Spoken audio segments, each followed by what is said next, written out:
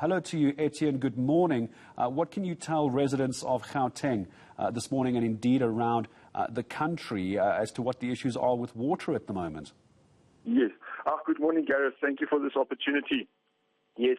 Basically, Gareth, as you said, we've been struggling for the past 3 weeks to have sustainable water supply, specifically in our Steel Reservoir zone, which basically feeds areas of Westbury, Coronationville, Sophiatown, West Dean, and so forth within the western part of Joburg.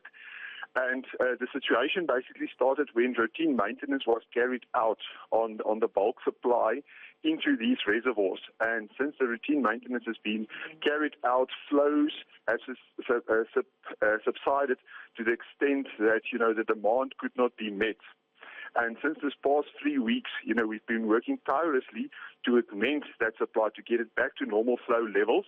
And although there were some gains made over the time, unfortunately some other challenges like power failures as well as load shedding, hampered the progress in that regard. So at this stage, the power failures and the damage to the electrical infrastructure has been sorted out over the weekend. So we're busy again with the recovery process to get the flow supply into the reservoir, specifically the Steel Reservoir, back to normal so that we can have more sustainable supply. Etienne, I'm sure many people will agree about the issues with power. I'm going to come back to your timelines in a moment. Etienne, can you speak to me a bit more about the issues with the load shedding and the electricity? I think I heard you correctly saying that the power surges, the tripping of power is causing electrical issues and technical issues at the various sites. Just help me and residents understand, what does that process mean when the power goes out? What does that do for Joburg Water getting the pumps going again? Just take me through that process as briefly and simply as you can. Yeah, what it basically means is, Gareth, is because we're pumping water to various reservoirs, like for instance in this specific one as an example, I'm pumping water from the Crosby area all the way to the Brixton area, and then from Brixton I'm pumping it into a tower. So if anybody understands if there is load shedding or there is power failure, I would not be able to pump that water. So which then puts further strain on our reservoirs, which we basically use to store water. So if you can't have water added to the reservoir because of a power failure, what is in the reservoir gets used, and it gets sometimes to critical levels before the power is restored, and that then can lead to intermittent water supply. And just in those specific areas. And just on the electricity issue itself, obviously this is not really as a result of something Joburg Water has done. This is very much an Eskom and city power problem. Is there not a way to try and get reliable power to these reservoirs like they would have at hospitals? And we know some big manufacturing plants, they on different grid systems because their smelters can't go down, for example. Is that not perhaps an option for Joburg Water?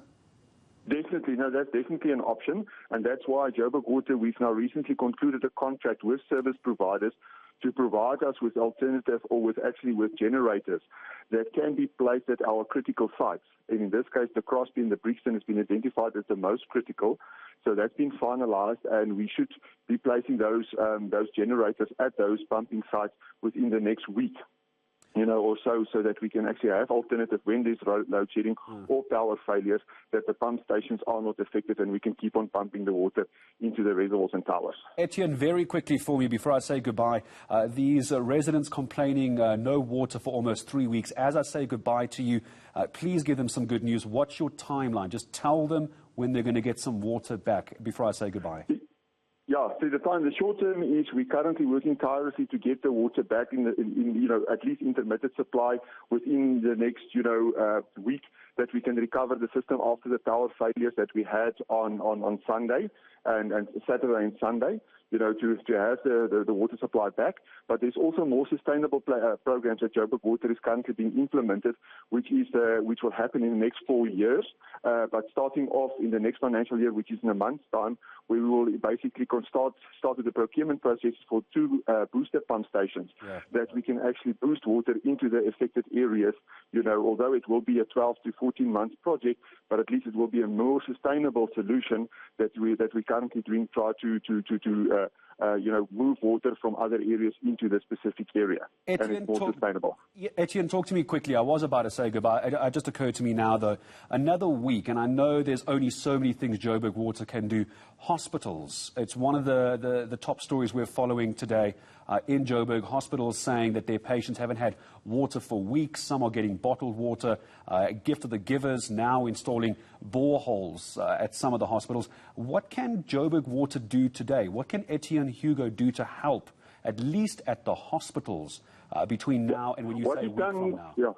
Yeah, Gareth, thank you. What we've done, in the whole 3-week period, we actually have dedicated pumping units that we've procured that can pump water at high pressure into the affected hospitals' high-rising tanks on their roofs. And we've also got dedicated mobile water tankers that collects water, from filling points, carted directly to the hospitals so that we can pump it on a continuous basis into these tanks so the hospitals can actually have water. And that's a 24-hour operation that we've put in place. Over the last 3-4 days, to at least to have, water supply into the hospitals.